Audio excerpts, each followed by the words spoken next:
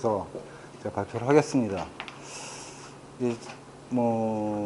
우리나라에서도 상황이 많이 바뀌고 있고, 그 다음에 해외에서도 이제 많은 부분들이 뉴스들이 나오고 있기 때문에 그 관련해 가지고 제가 아는 한에서 제가 충분히 이해할 수 있도록 쉽게 제가 말씀을 드리니까 아마 들으시면 다들 이해를 하실 거라고 믿습니다. 네, 시작하도록 하겠습니다. 처음으로는 이더리움이랑 Zcash라고 Gcash의 문제와 현재 상황에 대해서 좀 이제 간략하게 좀 정리를 하겠습니다. 왜냐면 이 두 코인이 지금 현재 주목을 많이 받고 있는 코인 중에 하나고, 이더리움이 거의 마켓캡에서 2등을 하고 있고, Gcash도 많은 비트코인 개발자, 그 다음에 이더리움 개발자들이 참여했던 프로젝트이기 때문에 상당히 관심을 받고 있는데, 요즘에 문제가 상당히 많이 발생을 하고 있습니다. 그래서 그것들을 짚고 과연 해결이 가능한지 이제 이런 것들에 대해서 제가 간단하게 말씀을 드리도록 하겠습니다. 이더리움이 저번 주에 4차 하드포크를 했는데 결과적으로는 실패했습니다. 실패했는데 실패의 원인이 코딩에서의 오류가 있었는데 그걸 발견하지 못하고 하드포크를 했고요. 근데 이 게스라고 하는 지갑인데, 이 지갑에서 이전에 도스 공격을 했던 카운트들을 지우는 거를 한꺼번에 지우다 보니까 동기화가 불가능하게 됐습니다. 그래서 지갑들이 다 다운되고 동기화가 안 되면서 지금 이더리움은 이때 하드포크를 하고 나서 올랐다가 지금 계속 떨어지고 있습니다. 근데 이게 또 이제 하드포크를 또 해야 되는 거거든요. 그러면 이제 이 하드포크가 이제 4차였는데 5차, 6차 이제 계속 넘어가게 될 것 같고요. 이렇게 되면 여기 이제 신뢰감 자체가 거의 무너지는 수준으로 아마 갈 것으로 예상이 되고 있습니다. 그래서 물론 하드포크가 잘 돼서 이게 이제 안정적으로 간다면 다시 오르겠지만, 지금 이제 많이 무너진 신뢰 때문에 이게 어떻게 될지는 좀 더 두고 봐야 될 것으로 생각이 됩니다. 그 다음에 Gcash에 대한 건데요. Gcash 같은 경우에는 개인정보 보호에 아주 강화된 영지식 증명이라고 하는 것들을 구현하겠다라고 해가지고 Gcash가 만들어졌는데요. 아직까지도 그거와 관련된 오류가 계속 발견이 되면서 버전업을 시키고 있습니다. 지금 현재 1.003인가 까지 이제 버전업을 3번 이제 했고요. 근데 여전히 비밀 송금, 그러니까 개인정보 보호와 관련된 비밀 송금 기능이 불안정합니다. 아직도 제대로 구현이 안 되고 있는 거죠. 영지식 증명 자체가 구현이 안 되고 있는 상태이기 때문에. 근데도 불구하고 일주일 차트를 이렇게 쭉 보시면 쭉 올라갔었습니다. 계속 올라갔는데, 이게 어떻게 보면 들어가서 보시면 알겠지만 이게 좀 약간 인위적인 냄새가 많이 납니다. 많이 나고 코인 수도 얼마 안 되는데 거래량은 또 많아요. 그런 거 보면 좀 인위적인 냄새가 좀 나서, 이것도 이제 사실 사람들로부터 신뢰가 좀 지금 떨어지고 있는 상태라고 보시면 될 것 같습니다. 그리고 이제 Gcash에서 이제 얘기했던 것 중에 하나는 주문형 반도체라든가 GPU의 저항성을 가진 알고리즘으로 채굴을 할 수 있게 하겠다. 그러니까 CPU만으로 채굴을 하겠다고 했는데 깨졌습니다. 깨져가지고 GPU로 지금 다 채굴을 합니다. 수십 배 캘 수 있는 정도의 파워를 가지고 할 수 있는 마이너가 나왔습니다. 마이너 프로그래밍들이 나와서 이미 이 자체가 이제 알고리즘이 깨졌고요. 저항성이 전혀 없는 거죠. 그러니까 그 다음에 GUI 지갑도 지금 현재 안 나와 있습니다. 그러니까 그래픽 유저 인터페이스인데, 지갑이 이제 개인 PC라든가 혹은 아니 앱이라든가 개인이 쓸 수 있는 게 없습니다. 아직도 안 나와 있는 상태고요. 그래가지고 이게 사실은 개발에 영향이 좀 문제가 있는 거 아니냐라는 얘기가 커뮤니티 내에서, 해외 커뮤니티 내에서 지속적으로 나오고 있고요. 그래서 이더리움과 사실은 Gcash가 무관하지 않습니다.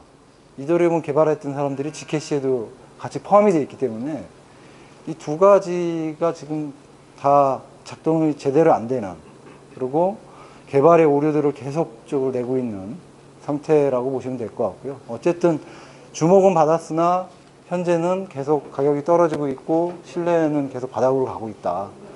이제 그거를 말씀드릴 수 있을 것 같고요. 이제 이런 거와 관련해서 저희가 이제 코인 개발하는 데에서 이런 부분들을 많이 참조를 해야 될 것 같습니다. 그 다음에는 이제 우리나라 얘기입니다.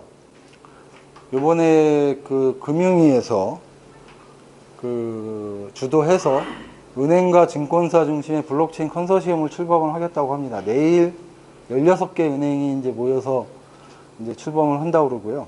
그 다음에 12월 초에 20개 정도 되는 증권사라든가 이런 데들이 또 모여서 컨소시엄을 따로 형성을 하겠다라고 하고 있습니다.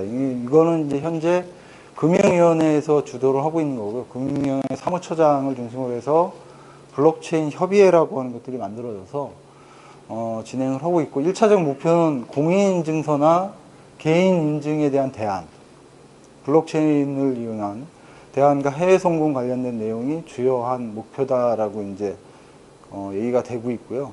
근데 사실 이거는 좀 뒤에도 얘기를 다시 하겠지만 그 요즘에 논란이 많이 되고 있습니다. 이게 블록체인 기술과 저번 주에도 제가 얘기를 했는데 블록체인 기술과 그 인증 기술이 과연 그 맞는 것인가, 궁합이 뭐 어쨌든 그게 블록체인 기술이 인증 기술이냐라는 얘기가 많이 되고 있습니다. 현재. 그 다음에 미래창조과학부에서도 이거와 별개로 내일 그 블록체인 활성화 방안을 위한 토론회가 내일 개최가 됩니다. 차관 주제로 되고요. 저도 여기 이제 참석을 하는데 저희는 이미 그러니까 키사에서 주최를 하는 거고요. 한국인터넷진흥원에서 주최를 하고 있고, 저희는 시범사업 3가지를 이미 아이디어를 제안을 했습니다. 뭐 한 내용은 보면 뭐 IoT 관련된 블록체인 기반 무결성 시스템과 관련해서 제안을 했고요. 그 다음에 두 번째는 화폐 없는 사회, 그 동전과 화폐 없는 사회를 만드는 시범사업에 대해서 제안을 했는데, 그거는 이제 뭐 시범사업으로서 지금 뭐 기초수급자들한테 나눠주는 그 돈을 디지털 화폐로 뭐 나눠주는 형태, 뭐 이런 형태로서 시범사업을 먼저 진행을 해보자라고 제안을 했고요. 3년 정도 진행을 하자고 해서 한 100억 정도 제안했습니다. 또 한 가지는 블록체인을 이용한 투표 관리 시스템을 또 제안을, 요 3가지를 저희 회사에서 제안을 했고, 내일 아마 요 3가지 내용을 가지고 차관회의에서 제가 발표를 할 것 같습니다. 여기에 뭐 참석하시는 분들은 대부분 보면 미래창조과학부랑 뭐 한국은행, 뭐 그다음에 금융위원회에서도 참석을 하고요. 그다음에 여러 산업학계에서도 참석을 하십니다. 여기 계시는, 옆에 계시는 분도 같이 참석을 하십니다. 그래서 뭐 진행이 될 것 같은데, 어쨌든 우리나라는 지금 현재 미래창조과학부랑 금융위원회가 좀 따로따로 이렇게 블록체인과 관련돼서 그 진행이 되고 있다라고 보시면 될 것 같습니다. 그 다음에 언스트 앤 영이라고 하는 한영 회계법인이죠. 이게 상당히 큰 회계법인인데 전 세계적으로, 여기서 오늘 5가지 기술 관련된 보고서를 발표를 했습니다. 이게 이제 전 세계적으로 보고가 됐고, 내용은 뭐 재무의 미래는 새로운 기술 혹은 새로운 인재에 달려 있는가 라는 제목이고요. 그게 향후 5년 동안 5가지 기술이 기업의 재무 부분에 막대한 영향을 끼칠 것이다. 근데 이 5가지 기술이 뭐냐면 고급 데이터 분석, 빅데이터를 이용한 고급 데이터 분석, 그 다음에 두 번째는 로봇의 자동화, 그 다음에 클라우드와 뭐 사스라고 하는 그 소프트웨어 주문 시스템이죠. 그거와 그 다음에 인공지능, 그 다음에 블록체인, 요 5가지로 특정을 해서 이 5가지의 기술과 관련해서 재무적으로 그 상당히 영향을 끼칠 것이다 라고 그 보고서 내용을 발표했고, 한 내용은 여기 이제 들어가서 보시면, 우리나라 사이트에 들어가서 보시면 이 한글로 번역된 버전을 다운로드해서 보실 수 있습니다. 보시면 될 것 같고요. 주요 내용은 뭐 블록체인은 업무를 간소화시킬 거고 보안과 투명성에 기여할 거고, 그 다음에 스마트 계약으로 절차를 간소화할 수 있다. 그래서 그 재무적으로 상당히 절감하는 효과를 가져올 것이다 라는 게 주요한 내용입니다. 주요한 내용이고, 이거와 관련해서는 이 보고서는 전 세계에 있는 그 CFO, 주요 그 기업의 CFO를 대상으로 설문조사 형태로 해서 조사한 내용들을 모아서 그 보고서를 만든 겁니다. 그래서 앞으로 어떻게 될 것이냐, 그 기술과 인재 부분을 나눠가지고 뭐 65% 정도가 뭐 미래에는 자동화가 될 것이다. 뭐 최신 기술을 뭐 58%는 뭐 도입을 할 것이다. 근데 뭐 이제 쭉 이제 이런 내용인데 실제 내용은 들어가서 보시면 아직 준비가 되어 있지 않다. 기업들이 이런 게 5년 안에 상당히 큰 파급력들을 가져올 것인데 재무 담당하는 임원뿐만이 아니라 전체 임원들이 이거와 관련된 의식이 상당히 박약하다. 아직 준비가 덜 되어 있다라는 게 이 보고서의 핵심 내용입니다. 그래서 그 어쨌든 언스트 앤 영에서는 이거와 관련해서 준비를 하고 있으니까 자기네가 이 컨설팅 업무를 하고 있다. 이거가 이제 주요한 그 핵심 내용으로 잡혀 있고요. 오늘 나온 보고서입니다. 오늘 나온 보고서니까 참고하셔가지고 보시면 도움이 될 겁니다. 그 다음에 월마트가 식품 안정과 관련해가지고 중국 시장에서 블록체인으로 그 시험을 하는 것들을 시작을 했습니다. 근데 이건 누구랑 같이 하는 거냐면 칭화대학이 주도하고요. 월마트랑 IBM이 같이 이제 식품에 대한 이력 관리를 블록체인으로 관리한다는 거거든요. 근데 그 이제 시범 사업 형태로 일단 시작이 되는 거고요. 근데 그 식품이 이제 처음에 만들어지고 그것들이 이제 중국으로 넘어와서 문제가 생겼을 때 반품되거나 혹은 아니면 이게 문제 있는 건지 없는 건지를 확인하고 처리하는 기간이 며칠씩 걸리는데 이걸로 하면 몇 분 만에 수분 만에 가능하다 라는 그런 이점들이 있어서 월마트가 이제 시범적으로 IBM과 손잡고 시작을 하는 겁니다. 일단은 미국에서 출발한 식품에 대해서 실시합니다. 중국 내에서 생산한 식품에 대해서 하는 건 아니고요. 미국에서 출발하는 식품에 대해서만 먼저 실시를 하고 그것들이 잘 이루어지면 중국 내에서는 지금 식품 문제가 상당히 좀 취약하잖아요. 가짜 뭐 달걀부터 시작해가지고 뭐 불량한 식품들이 많이 생산이 되고 있는데 그런 부분에 아마도 적용이 될 것으로 보입니다. 이거는 앞으로도 우리나라뿐만 아니라 전 세계적으로 이런 시도들은 있을 것으로 봅니다. 그래서 뭐 이것들을 이력 관리하고 식품을 좀 더 안전하게 소비자들이 먹을 수 있도록 하는 것으로서 많이 작용이 될 것으로 예상이 됩니다. 그 다음에 저번 주에도 말씀을 드렸는데 저번 주에는 골드만삭스랑 그 다음에 스페인의 은행이 R3 컨소시엄에서 일단 탈퇴를 했었는데요. JP 모건도 이번에 참여를 했습니다. 같이 또 갱신을 하면서 뭐 JP 모건을 비롯한 7개 은행이 그 컨소시엄에서 탈퇴를 했습니다. 갱신해서 빠졌습니다. 빠지면서 뭐 지금 R3 같은 경우가 근데 이제 확인된 거는 지금 확인된 건 호주 국립은행 정도가 탈퇴한 게 확인됐고 나머지 은행들은 아직 정확하게 발표가 되지는 않았습니다. 오늘 오전인가 20일 오전에 그 문서가 잠깐 인터넷에 올라왔다가 사라졌습니다. 사라져가지고 정확한 리스트들은 아직 확보가 안 되어 있는 상태고요. 지금 R3 컨소시엄 같은 경우에는 150, 그러니까 이게 1억 5천만 달러를 투자하는 투자 라운드를 진행 중에 있습니다. 현재. 근데 현재까지 확보된 게 뭐 5,600만 달러 정도만 확보가 됐고 아직 계속 그 투자를 받으려고 지금 노력들을 하고 있는데 그 과정에서 골드만삭스가 나간 걸로 보이고요. JP모건도 마찬가지고 갱신하는 과정에서 뭐 그리고 그렇지만 뭐 각자 자체적으로 또 이렇게 진행을 뭐 블록체인 연구들을 진행을 하고 있기 때문에 따로 진행을 할 것 같고요.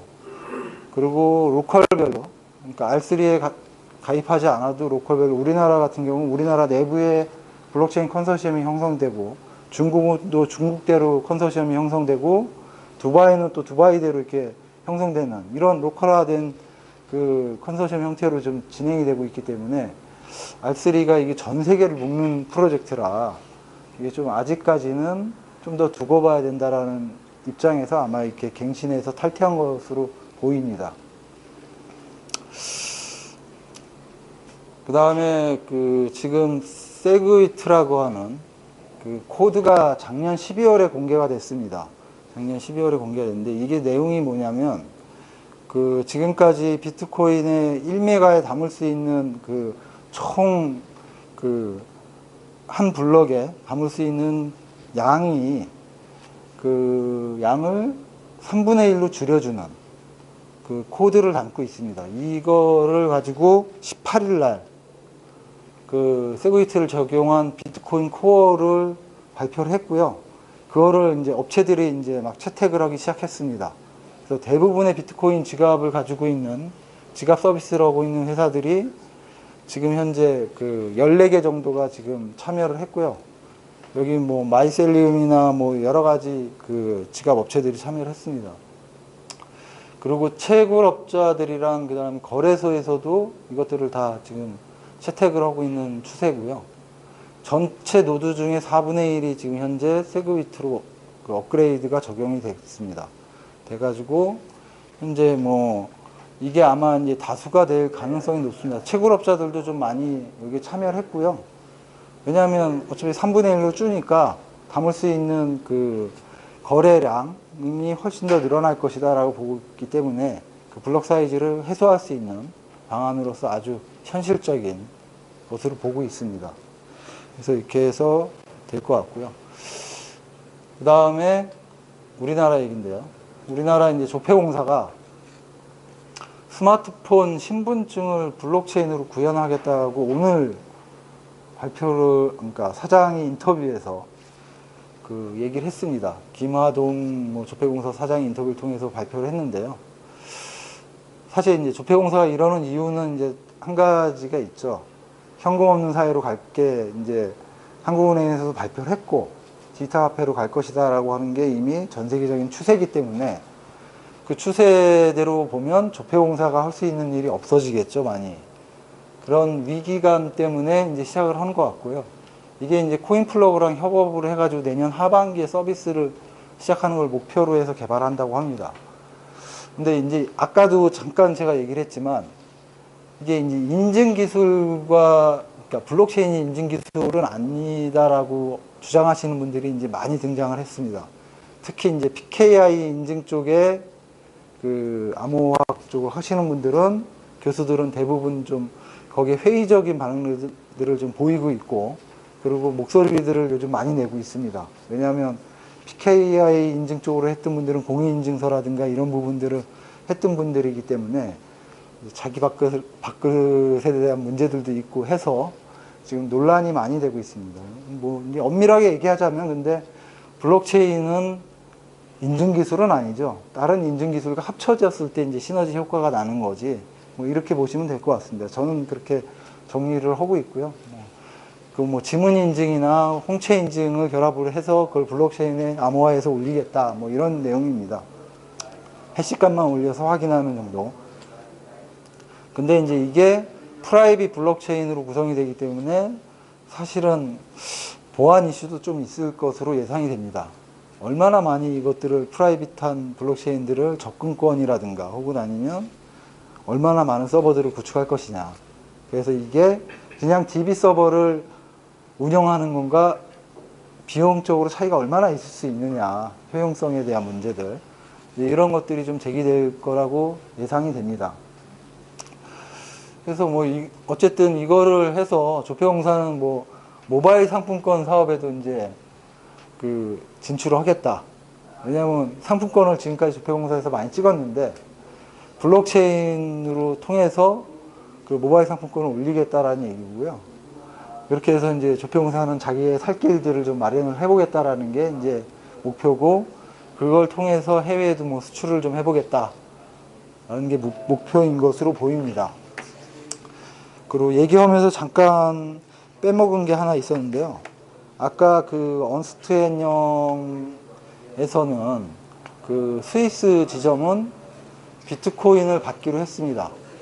받기로 했고 발표를 했고요.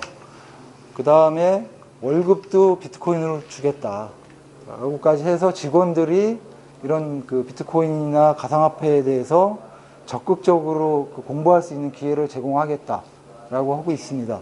그래서 이게 뭐 스위스 지점이긴 하지만 뭐 전 세계적으로 이게 쭉 회계법인들이 있기 때문에 아마 이게 확산이 좀 되지 않을까 싶고요.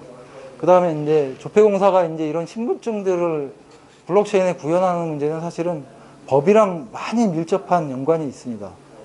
사실 주민등록증을 블록체인에 올린다는 거는 법적인 그 이슈들이 많이 있고 법을 다시 제정해야 되는 여러 가지 문제들이 있기 때문에, 그리고 블록체인에 올라간 것에 대해서 법적인 인정들이 돼야 되는 거고요. 이런 것들이 있어서 아마 생각보다는 그렇게 빨리 진행되지는 않을 거라고 예상이 되고 있습니다. 그리고 이게 어떻게 될지는 좀 더 보안업계와 그 다음에 블록체인 업계가 어떻게 이것들을 협업할 수 있는지에 대해서 좀 더 논의들이 많이 진행되면서 이것들이 이제 이루어지지 않을까. 은행들도 마찬가지로 이 부분에 대해서 지금 집중을 하고 있는데, 사실 이건 좀 약간 마케팅적인 측면이 강하다라고 볼 수 있을 것 같습니다. 블록체인을 자기네가 도입했다라고 하는 마케팅 측면에서 아직은 접근하고 있다라고 보시면 될 것 같습니다. 그래서 제가 오늘 말씀드릴 수 있는 부분에 대해서는 거의 다 말씀을 드렸고요. 그리고 우리나라나 해외에서도 지금 이 블록체인이 핫하게 이슈가 되고 있는데, R3 같은 경우 이제 탈퇴가 되면서 약간 회의론을 제기하는 분들도 있습니다.